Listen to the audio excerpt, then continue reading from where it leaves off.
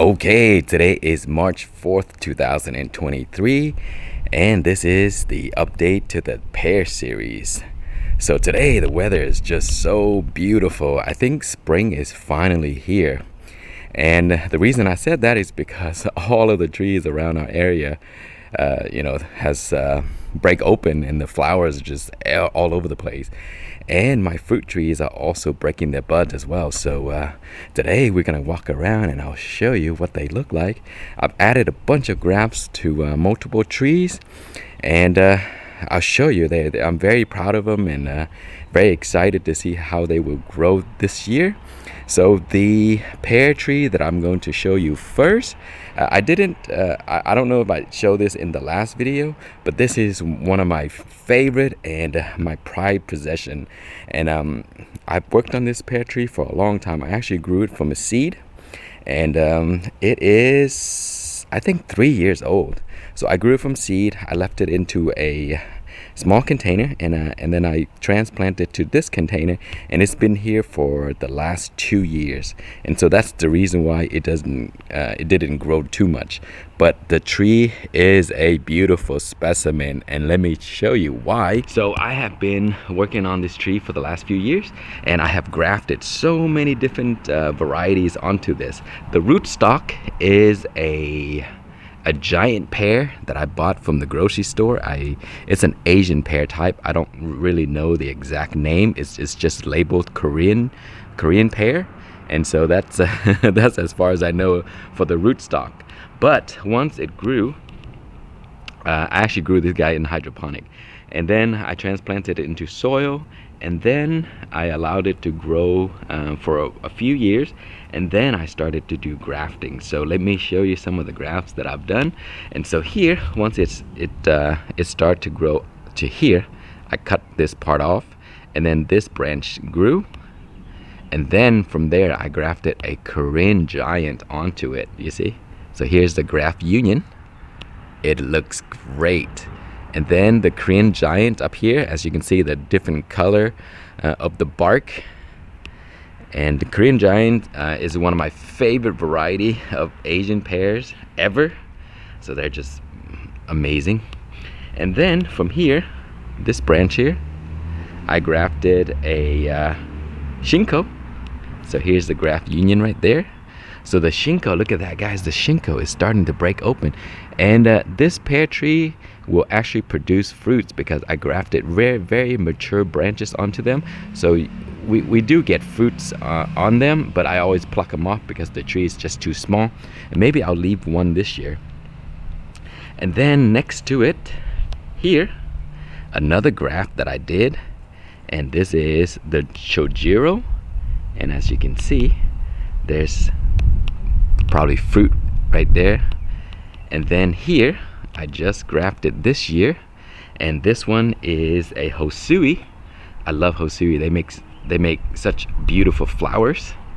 And then the rest are just the original rootstock. And as you can see, I'm training the branches to grow outward, and that is why it looks like this. You see how beautiful that is? And so you see, all I did is I take the string and I drill a hole into the container, and I pull it down, and see, same with that, I just pull it, and so I'll just make it grow in the direction that I want so they can all spread around and not grow in the center. And then at the top, I just let them grow with the Korean giant. And that is how I've been working on this pear. I actually have two. I gave one to my parent. I did the exact same for this guy. And so yeah, I'm very happy of how it just turned out. And then I will probably transplant this into the ground in the future. This is going to be a beautiful tree. Okay, so let's go to the rest and I will show you what we have. Okay, we'll start with the humongous Korean giant, my favorite variety. It's gotten a lot bigger over the years, and there's lots of grafts onto here as well. And my favorite graft that I did onto it is the Shinko right here, and that also helps with pollinating the Korean giant. Korean giants do need pollination, so when you grow Korean giant, just be aware that they do need another type of pears around that will flower at the same time, so that it would produce a lot of fruits. I think it will produce fruit on its own, but you'll get like maybe 1 or 2 or 3 fruits. But if you have a pear to help pollinate, you get a lot of fruits. So but for sure, Korean giants need a pollinator. So if you grow Korean giants, make sure you have another variety close to it, like a Chojuro, a Shinko, or a Hosui are such great varieties to pair with it.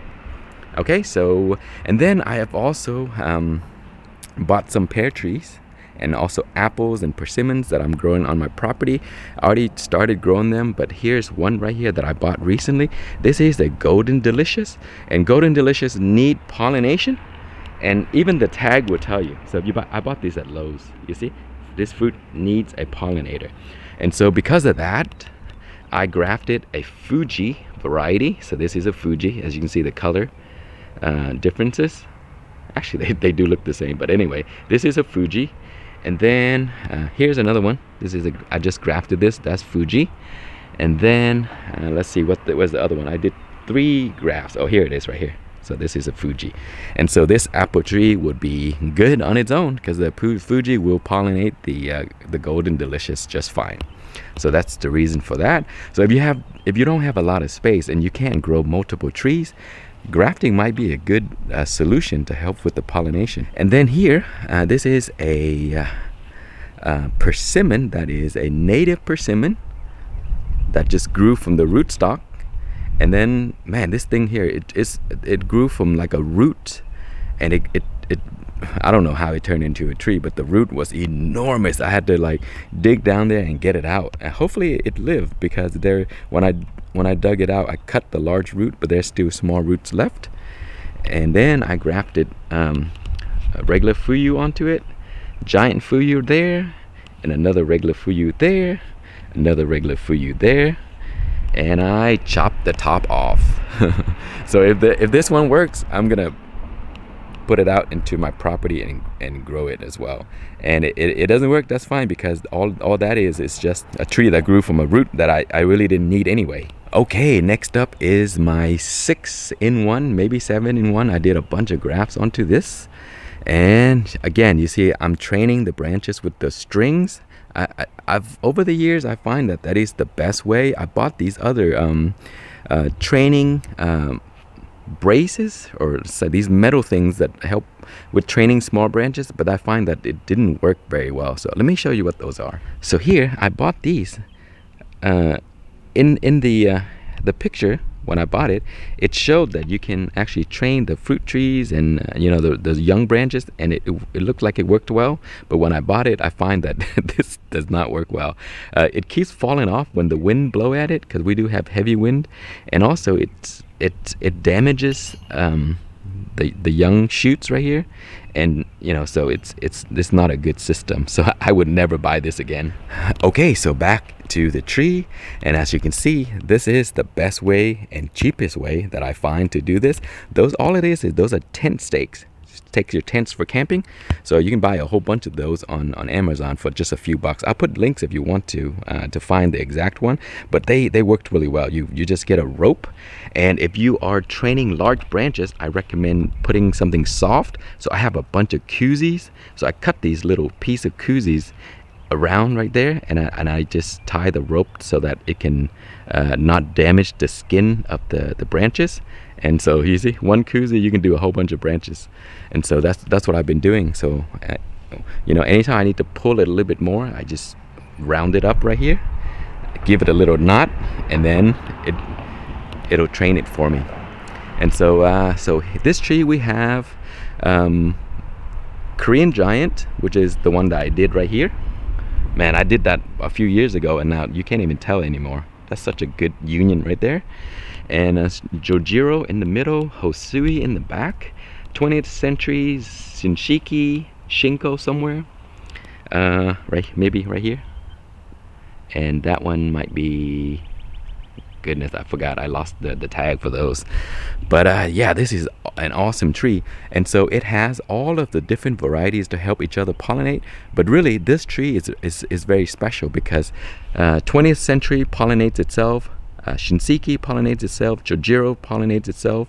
Hosui can pollinate itself, except the Korean giant, which I added later. But then all of those can help pollinate each other, so then those are all great. So if you don't have a lot of space in your yard, I would recommend getting a Hosui. It's a beautiful variety.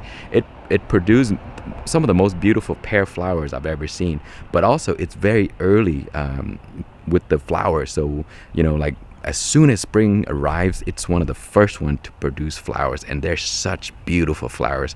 And the Hosui they produce really large fruits that are very sweet. So I recommend those. If you want to see a taste test, I have a video that I did recently, so I'll link you to the taste test so you can see all different varieties and how they taste and how they look on the inside. Oh yes, forgot. You see, this here is a shoot that grew from the original rootstock, which I don't need anyway, and so I usually use those roots, those extras, side shoots that I don't need to practice grafting, because you know you're gonna cut it off anyway, so might as well use it to practice so you can get better. And so there's another one right there. So I practiced grafting with that one, you see, and the graft union took. And for here, I did the same thing. I use it to practice grafting, but then the trunk got really big because I left it for so long, and so I decided to see if I can air layer it. And if the air laying works, then I'll have another tree that I can use to graft, and then I'll have a good, nice, strong rootstock, because this rootstock is a European pear rootstock. It's very, very strong and hardy, so it can withstand really, you know, crazy conditions. And so, and if it doesn't work, it's fine, because those were going to be cut off anyway. So it's a win-win either way. Okay, here is my Shinko, and with the Shinko I grafted all kinds of different varieties onto it, and you can see all those tags. Those are all the different varieties on there. This is one of my favorite trees because it is a heavy producer. It produced so many fruits last year, and it also produced all kinds of different varieties of fruits like Hosui, Shinko, Chojuro. I have a Korean giant, but that didn't produce, but I think this year it will. And let's see, 20th century, probably somewhere back there. Chojuro, I mean, they're all over the place. What is this? Korean giant, Hosui right here, and Shinseiki right here. So yeah, grafting is a lot of fun because, you know, you get one tree that has all types of different kind of fruits on it. So it looks amazing in the springtime. Also, the flowers look awesome. And then for this one, it's a little bit special because I grafted an apple tree onto this. I used the bud grafting method. So I grafted one little bud on here, and it grew. Look at that. This is an apple right here. I was gonna cut this off anyway, so I use it for testing, guys. So guys, if you have side shoots that you don't need, or shoots that grow from the original rootstock, just use it to practice. So you know, either way you're gonna cut it off anyway, so use it for practice. And here is my giant Fuyu. It's doing a lot better this year, and it's one of the first tree to break bud. You see, there are buds right here starting to turn green. And this is going to be an awesome tree this year because the fruit last year was so sweet and delicious. So I can't wait to get a few more. The tree's still young, so I'm probably going to get like maybe 3 or 4 fruits. I'm not going to let them fruit too much because then it'll drain all the energy and not grow too much. And this is my apple tree here, multi-grafted. We got a Fuji, Golden Delicious, Red Delicious, Gala, Opal, and then I grafted onto Honey Crisp. And the crazy thing about this tree here is, you see this Opal right here? This is the original union right here. This is where I grafted. And this part here, the whole, look how big that is.